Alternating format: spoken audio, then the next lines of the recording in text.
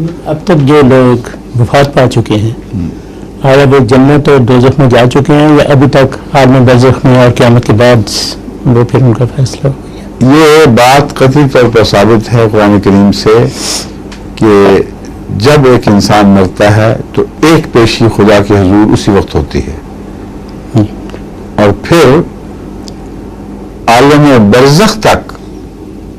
ان کو اپنی روحانی تدریجی ترقی کے سفر میں ڈال دیا جاتا ہے اور پھر جب قیامت کا وقت آتا ہے، قیامت سے مراد ہے جب وہ حشر نشر کا وقت آتا ہے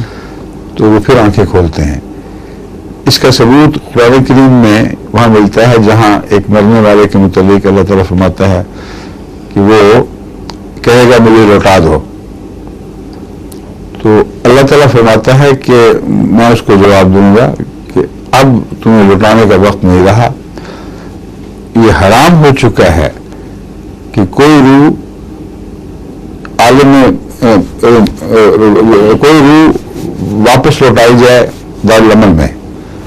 اور اس کے بعد اس کے اور خدا کے درمیان برزخ کا پردہ الی یوم یبعثون یہ حائل ہو جائے گا۔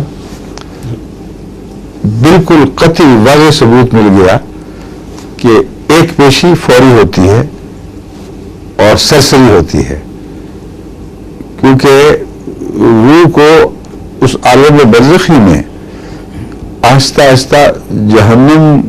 کی سزا کسی حد تک ملنی شروع ہو چکی ہوتی ہے اور جنت کے جھونکے بھی آنے شروع ہو جاتے ہیں، اگر سے مبہم ہوں اور مدھم ہوں۔ جس سے ماں کے پیٹ میں بیمار بچے کو تکلیف کا احساس بھی ہوتا ہے، صحت مند بچے کو اپنی صحت کی اور توانائی کے احساس سے لذت بھی محسوس ہوتی ہے، چراغیں مارتا ٹانگیں مارتا، تو یہی کیفیت روح کی ہے۔ بس ابتدا میں قرآن کریم سے ثابت ہوتا ہے کہ ایک پیشی ہوگی اور اس پیشی کی میں اس کو پتہ لگ چکا ہوگا کہ میرا کیا بننا ہے، پھر اس کو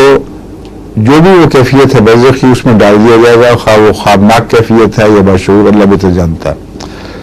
لیکن پھر جب آنکھ کھلے گی تو وہ نشو و نما جو اچھی بھی ہو سکتی ہے غیر صحت مند بھی ہو سکتی ہے وہ مکمل ہو چکی ہوگی، پھر ایک آزاد روحی وجود کے طور پر وہ دوبارہ جنم لے گا۔